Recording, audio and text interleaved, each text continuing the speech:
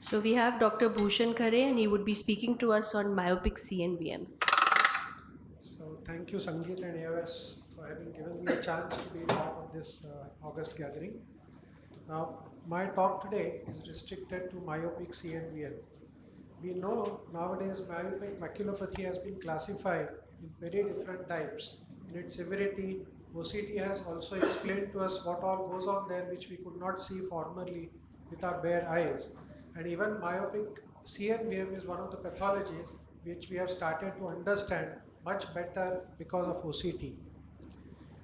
Now, myopic CNVM is basically a pathology related to pathological myopia more commonly, but it's also seen in simple and high myopia.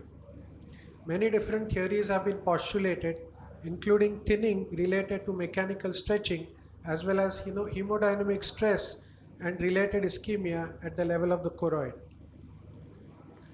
As we understand anything distorting the imaging apparatus of the eye, we can have symptoms from a patient who has a CNVM affecting the center of the fovea. We should also remember that a few patients may not have their fovea affected, may be asymptomatic and may present late to us. So classically this progresses in three different stages. This is the first stage in which there is a subretinal hemorrhage which we see, which may be tiny in amount, which we may miss, and this is very early in presentation of the patient.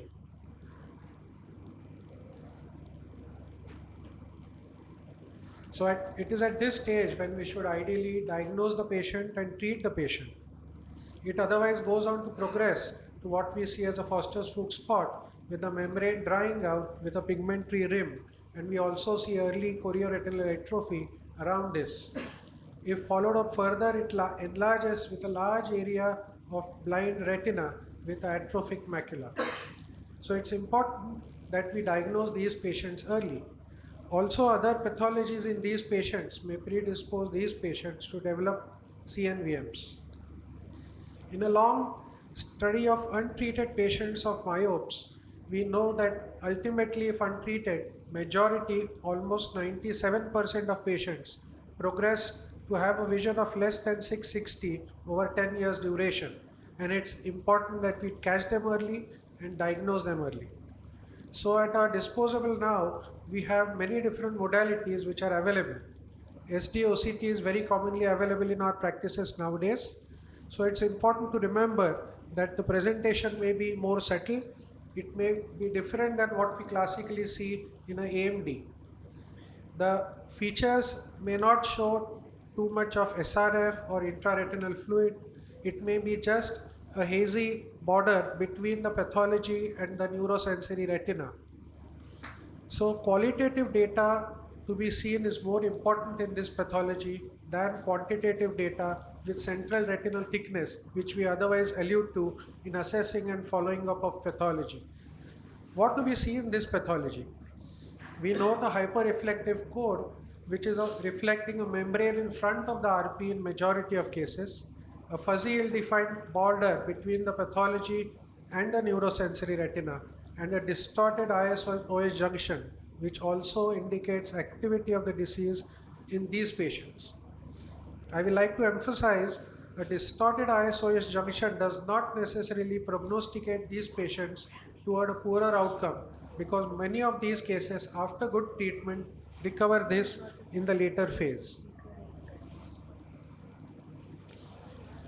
As we treat these patients, we see that the border gets well defined, the mount decreases, and it may actually represent a hyperechoic core over a fibrotic RPE. In addition to this, we can see coexisting pathologies which may coexist with the CNVM in these eyes, which should not be neglected. FFA, although not done as a primary assessment by many people, it does give a good assessment of the area involved, the type of membrane, the area and the activity of the disease. ICG though does not help us in routine cases. It may help us in identifying lacquer cracks and also find out recurrences at the edges of scars in old cases. OCTA, which is the newest baby on the block, flow patterns suggest that activity of the disease may be seen in densely entangling network, whereas in longs, thin vascular filamentous vessels, if seen, it may indicate less activity of the disease. So once we've diagnosed, we should diagnose them early. We should remember that the presentation in this group of patients is at a very young age. It is the productive, socioeconomically important age of the patient. In an Indian subgroup study in LVP, they published the age of the patient at presentation was as young as 47 on an average.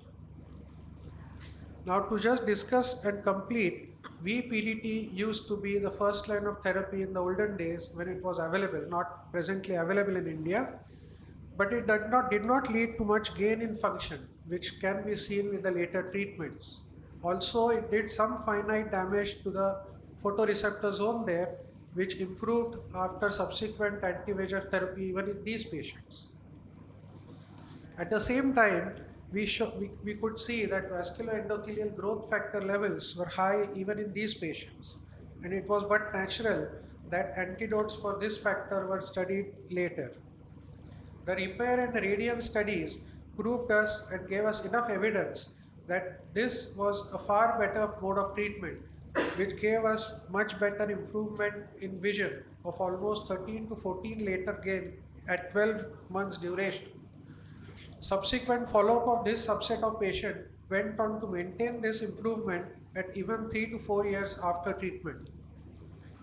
In addition to the improvement, this cohort of patients differentiated itself in the sense that it needed far less number of injections and was a far ideal pathology to treat with anti-VEGF drugs as compared to what we saw in the CAT trial when the number of injections was much more.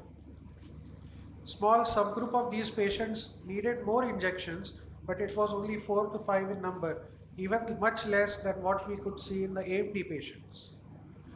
A characteristic of these patients is whoever develops recurrences, which are although few in number, develop mostly in the first 6 months of the disease.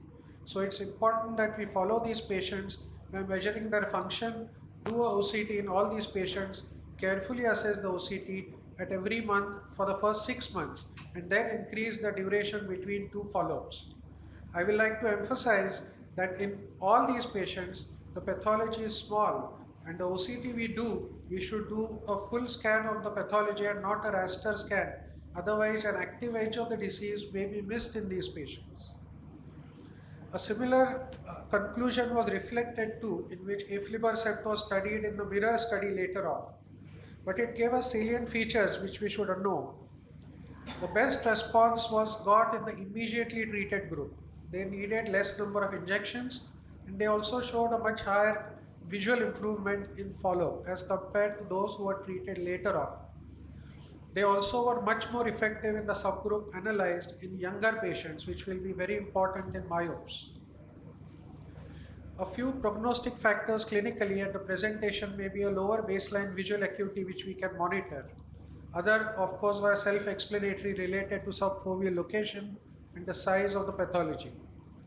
So I would like to emphasize, especially people who don't treat on their own, to refer these patients early to a retina clinic. Remember, on the OCT, signs may be settled to scan the whole lesion completely, and early intervention is a must. A few other differentials we should rule out in these patients with high maculopathy, high myopia. So to emphasize, we have a younger subset of patients who can have a good outcome, respond early to anti-VEGFs, but they should be treated in time in the first stage of the disease. Thank you.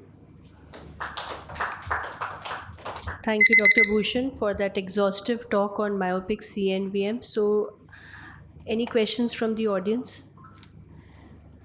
Would you follow a loading dose for these patients or just a PRN? They don't need a loading dose as such. The treatments have shown that even one injection has sufficed in a few patients. So the first shot given early is important, more than the number of injections. Right. And would you always do a baseline FFA for these patients and also before you stop treating them? Sometimes activity may not be very evident on a OCT, which may be evident much better on a FFA. So as a baseline, I will encourage to do in most of the patients. The only fallacy is that both in FFA as well as OCT, because this pathology may be along the curvature of a staphyloma, sometimes we don't get a good focus. Right. Even a OCTA may not be very clear in these patients to decide on the activity of the disease. I have a question.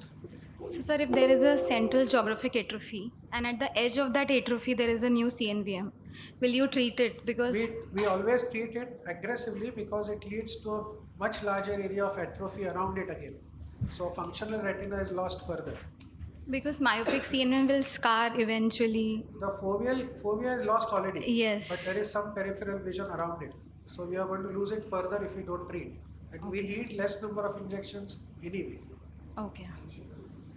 And also to elucidate, not to be afraid of injecting in these high myopes.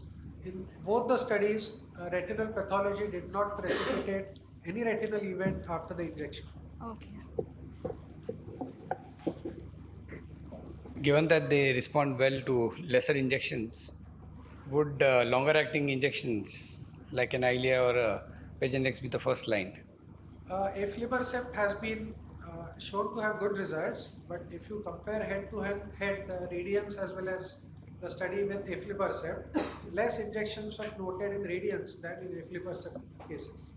The average injection number was 3 with Eylea, only 2 with Radiance.